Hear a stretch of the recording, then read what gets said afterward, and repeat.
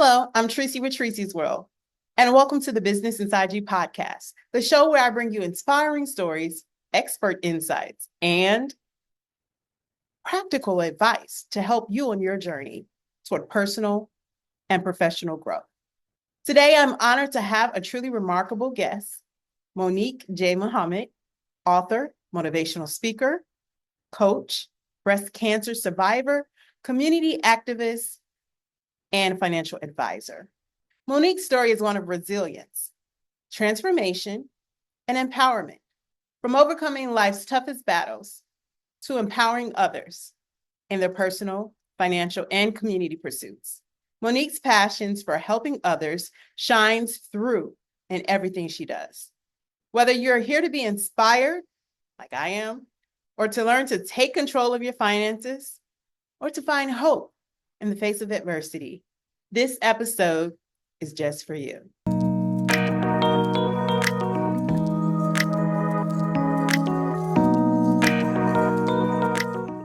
So welcome, Monique. Thanks so much for having me, Tracy. Thank you. I appreciate you for being with us today. And tell us a little bit And about congratulations on the podcast. I'm sorry. Thank you so much. Thank you so much. Tell us a little bit about your journey. Can you share a little bit about your journey with us and how you went from battling breast cancer to becoming like a motivational speaker and coach? How did that transpire? Well, actually, all of that actually came before breast cancer. I've been, of course, an entrepreneur since I think about 12, 13 years old. Being from the South Side of Chicago, raised by a single mom, you have to figure out ways to get the money to go to the mall, to the plaza, go to the movies and things like that. And so it sparked me to start, finding ways, cutting grass, shoveling the snow, whatever I could do in order to earn money. From that, of course, growing up, going to school in the South suburbs, I actually then graduated, went to college on a track scholarship. I graduated college from Southern Illinois University in Carbondale. And from there, I ended up being what's called a paraprofessional at the high school that I graduated from, Thornwood High School. Uh, Doing that, there was an opportunity who was not the president, the principal at the time was my former basketball coach. And so, I was a little mischievous. I stayed in trouble. Those sports and all that stuff kind of saved me. So, of course, at that time, the school is changing, the type of students are changing. And they thought it was a good idea, would be a good idea. I wanted an extra job at the school. And then they hired me as a coach, basketball coach and track coach. And so I was only 22 years old at the time. So in doing that, it just opened up to ideas and things that I just never thought that I would. I didn't really like school like that. I did well, but I didn't like school because I didn't do well with the teachers. And so you would have never told me that I was going to like working with young people. Realize I do better with teenagers, but that was at the time that my life, kind of changed. And I feel like it got meaning. Of course, I didn't have any children at the time. I had just out here trying to figure it out. I hadn't what I graduated for with my degree in, couldn't find a job in that. So education and this little space was just something that I was blessed to get, guided into, to be able to earn some money. And then it just literally changed my life. So that's where the coaching aspect came from. I have students now, they're in their 40s, and, they tell me about, just motivational things I used to say. I used to write letters before we go to state and, just telling them about believing in themselves and what they're capable of. And, I remember me doing it, but I just know it was second nature to me. I didn't think about it. I was really being for them what I would have wanted, which is probably why I didn't, do well with my teachers. Now, my coaches, that was a different story. So I really, at that point made the decision that I was going to be in the world what I wanted to see. And especially for young people, especially coming, from an inner city, and did that for 7 years. I left in 2000. oh, not 2000. Yeah, I left in 2000. I've always been an entrepreneur. So at the time of while I was working at the school and coaching and being a disciplinarian and stuff, I was also, was going to school for cosmetology. So I got my cosmetology license. I went back and got my certification in education so that I was able to do that. I was always very good in math. My mother was a major finance major, taught me how to do taxes at 16 years old. I started doing taxes while in college, and just continued it on. And so in the midst of all of that, I was doing the coaching, I was doing taxes, I was doing hair when I had time, and I just continued on. And by the year of 2000, when I decided I wanted to become a biological parent, because I also was a foster parent at the time of two girls from Chicago, and when I got them, they were 9 and 11, and I got them when I was 28 years old. So when I retired, when I basically resigned from the schools and decided I wanted to have my own due to some medical issues that I had been going through, did that and been an entrepreneur ever since. Had my first biological child in 2002. And it was actually through her birth, I am believing that we recognized that I had breast cancer. She was 1 year old, and I remember her prior to one as a baby when I would breastfeed. I was attempting to breastfeed. She would never want to take from my left breast, even if I I pumped it and then froze it, and then you label your bottle with what breast it was. She would spit that left out. She would not take it at all. So when she was a year old, I felt something. I was doing, as we are in Breast Cancer Awareness Month, I always suggest doing your self exams. I did a self exam. I felt something.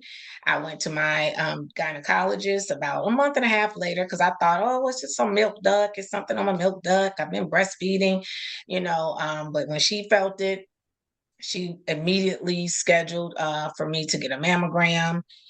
I think that happened within the next week. Immediately at the mammogram, they saw something, obviously, and then we had to do an ultrasound, and they must have saw something from there. And then we had to do what's called a needle biopsy, where they do with the needle into the tumor that they see and draw the fluid to see, if it's cancerous. And unfortunately for me, it was. I also look at it as a fortunate situation because it also just additionally changed my life, gave me another reason to fight, another reason to be strong, and another purpose. Because at that point, I knew I was going to fight. God didn't bless me with that baby for to take me away from her, and I knew that. And as hard as it was, because I'm not going to say that, but mentally, I just was like, I'm not giving up. That was a lot, but I had to get you to it. And you got me to it. So first of all, let me celebrate you because that is definitely a fight. We are in Breast Cancer Awareness Month too. So definitely celebrating you for fighting for and not only fighting but surviving and then inspiring others along the way. I think that's so big of you. So congratulations on that. Thank you.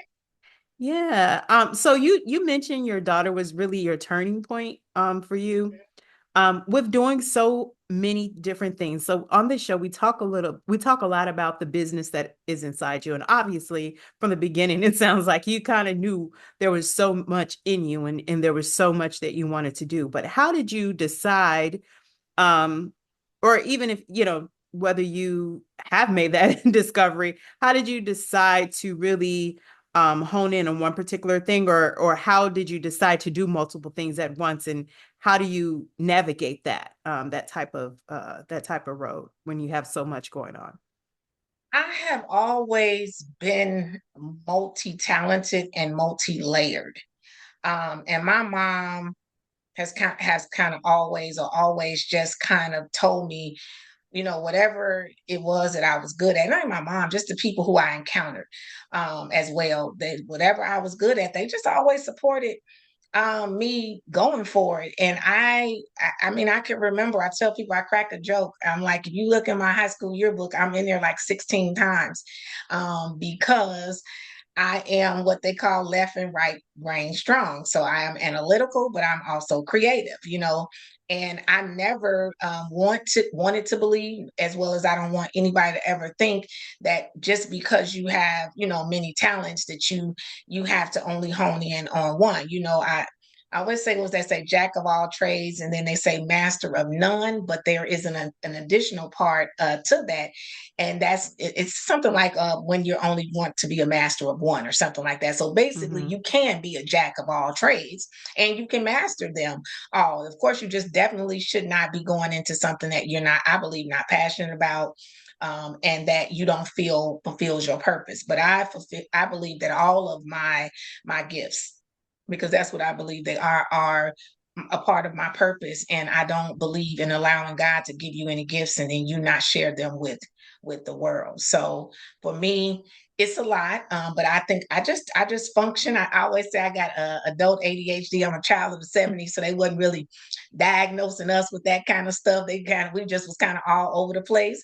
But now I've just mastered how to manage it, and I don't allow myself to think of anything that I want to do and then think that I can't do it. And so that's really it. It just may just come from different areas, but I feed all of my strong suits, I guess, if that's what I say. So how did you discover what your strengths were?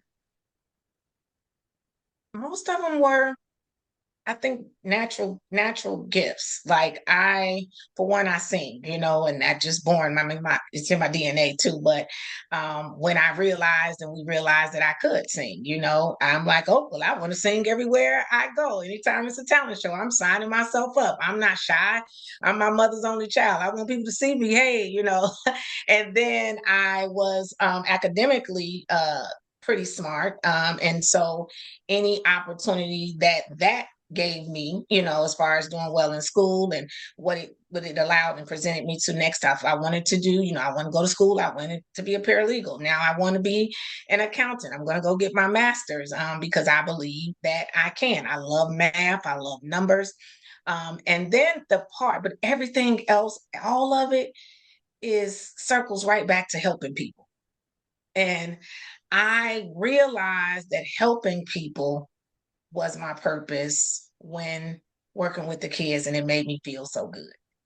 That really was it. To see how you can pour into something or somebody, and when they're disciplined and really want to apply what you're teaching them or saying to them, and you see how it changes their life and improves their life, it does something for me. Like, so much so that's why I'm a philanthropist, because I even used to want to give a lot of it away just because I wanted to see people be better. I didn't want people to think that your circumstance dictated where you go for the future, and what you're capable of.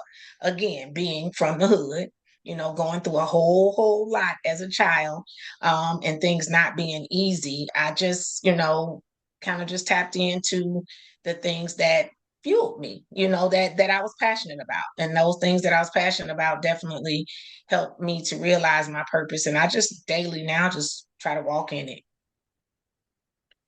I hear you on that. So for someone that is like yourself, multi-layered, and they are um trying to figure out, how to do multiple things at the same time, like they know how to do it, but they're just trying to figure out where they start, where to start, because sometimes you can have so much until you just don't know what to do.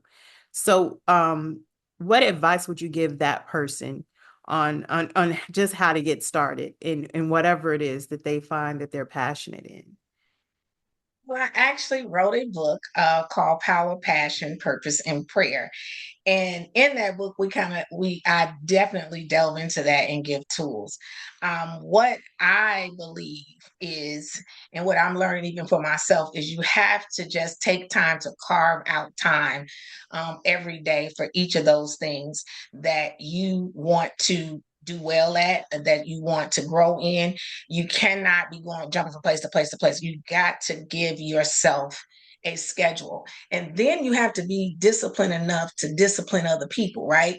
Because you can be working in this one business, but now somebody is calling because they want you to go and do something with that other business, that is a service or something for them. I have to now be disciplined to say, hey, take note, take the information and put it to the side and finish what I'm doing. If I'm working for my nonprofit, if I've designated 2 hours a day towards what my nonprofit needs, I'm going to give my nonprofit that 2 hours a day. And if someone calls for the tax services or accounting or coaching or something, they will get on the list. But you just address it with your schedule and your calendar. When I say that is the one thing that has saved my life, I had to learn it though, because of course, being a giver and a helper, I wanted to see everybody happy. I stop this and go over here, and I'm trying to rush and run and do it. And then I realized like these people doing things when it's comfortable for them. So why Mhm. would you drive yourself crazy? Because now that it's important to them, they want it to be important to you. It's not that it's not important to you, but you have to realize you have to be important to you. And so once I realize that, I teach that to everybody that I encounter as a client, as a coaching student, whatever. It should just start first by writing things out. You know what it say? Write it down, make it plain. You do that, stick to that, set times. Like my phone goes on do not disturb at 7 o'clock. Did it always do that? No, I wish I would have learned this a long time ago. But in order to maintain the professionalism, the ethics, the reputation, the good reviews that I have to realize and had to realize how to accommodate myself as well as I'm trying to do with the clients. They ain't going nowhere. And if they do, they not for you. Exactly. I like what you said about carving time for yourself. Um, as as a motivational speaker and coach, what are some common struggles that you see in people that you help, and how do you guide them through those? I know you have your book, but how do you help them through whatever that is, and what's the most common struggle you see? The most common struggle is sticking to the plan. I have so many people know exactly what they want to do. They know exactly what business they want to start. And before they even sit down and make a plan, they have registered it. They have done it, but they don't even have a plan for how they're going to grow it or what to do next, or whether or not it's a business that even needs to be registered right now. Do you need to invest that money? So when people have done that already, and then when I come and they come to me and I'm like, okay, so you need to do this, this, and these are the steps that we need to go in. I get it. You got your name and you ready. And you got your Facebook page and your website and you're ready. But there are so many other layers and ingredients that come to that are included when you want to become a successful business owner. And when I start giving it to them, with the not fun parts, I guess that you say, not the parts that look at me parts, then it's like you look up and they have not done none of the things that I've told them to do, or that I've advised in order to actually scale the business and to actually bring the business to light to make money off of it. And next thing you know, they've had the business for a year and have not done anything with it. And it's just because it was, a lot of us, we just act, right? Oh, you can easily, people say you can easily go, you can go on, what's the other site? You can register your stuff yourself and you can do all this stuff. And so they got the money for the moment, and they just go and do it. And I always say the first thing you should do is sit down with a coach, a mentor, a person who knows business, understands business, has been in business and been successful in business, not people who are successful at marketing that they can teach you about business. I'm saying successful business owners that you can look and see that they have maintained their own business over a period of time. Talk to them. Find out the ins and outs, the ups and downs, because it's not for the faint. And I always say this, everybody is not meant to be a boss.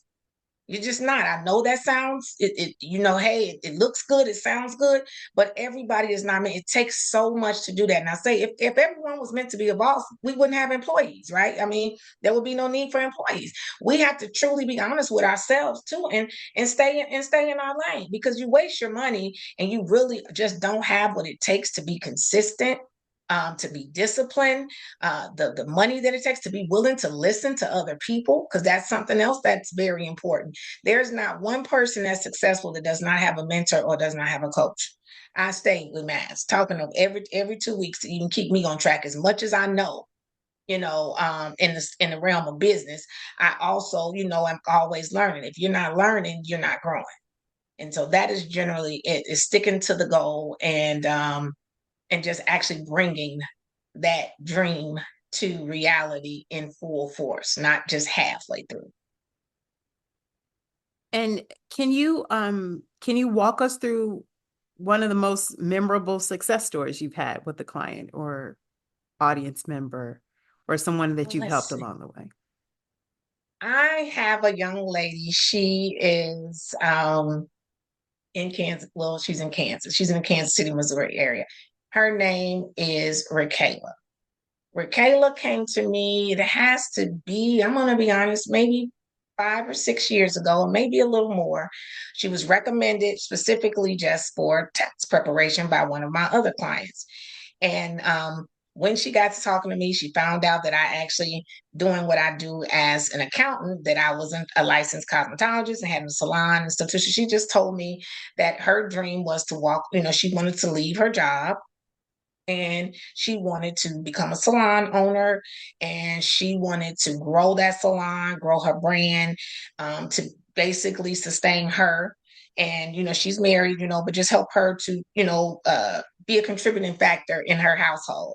And I said, so I was like, okay, well, here, gave her the instructions, different things, things that she needed to do to get started.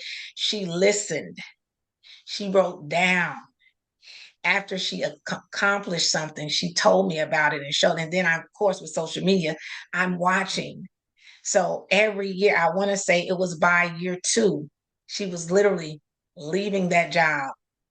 And she has been since then. Now, I want to say it is, I went and visited her salon last year. So I want to say she's had her salon is going on 2 years now, if I'm not mistaken, has her own staff. She won an award for in Kansas City, a choice award for a best salon or something like that.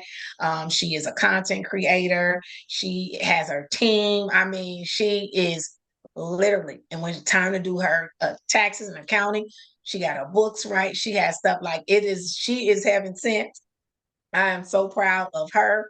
I have a couple more that I would definitely say. When I call my coach, she is same kind of thing, worked corporate, just was a travel agent, and decided that she wanted to stop and she wanted to become her own travel agent hosting agency.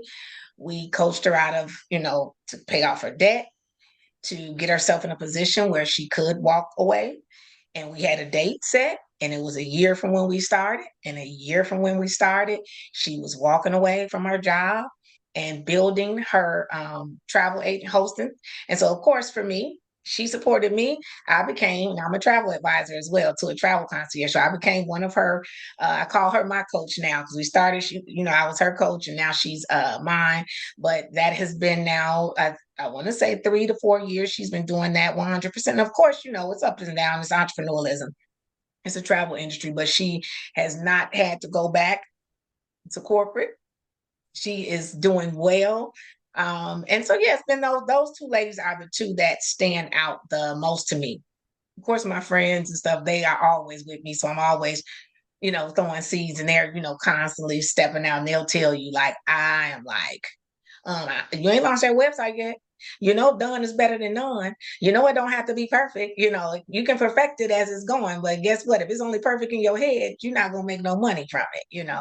But so those two, but definitely are really, really making me proud. You mentioned something about your mentees stepping out of their corporate job or their normal 9 to 5. Um, what is the biggest financial mistake you think people make when they make that transition? Because I know some people decide, oh, I want to start a business. I'm quitting tomorrow. You know what I mean? Like, you're like, okay, what are you gonna do? So So when it comes to that, how do you, what do you tell them? Because there's a lot of people that want to start businesses and they think their corporate job is sometimes, and sometimes it is conflicting to what you want to do because it does take a lot of your time. So how do you step out? You, like I was saying about the young lady with the hosting travel agency, you have to sit down and look at your finances. You have to look at your debt. You have to be honest and real. She could have been like, oh, I'm quitting tomorrow. We like, no, you make pretty good money. What we're going to do is create a budget for you. You're going to have to live within that budget that will allow you a little, more usage of your funds as you stay in this corporate job to pay this debt down, because you don't want to then walk away from the job and you're pulling out your pension, taking everything out your pension to try to start this business. That makes no sense, especially if you probably have already had decent credit. You should have had credit. Take your time, pay that stuff down. Now, as you're paying those things down, you're building your credit, right? And so now, instead of using your for sure nest egg money from your pension at this job that you've been at, you should qualify for business capital loans.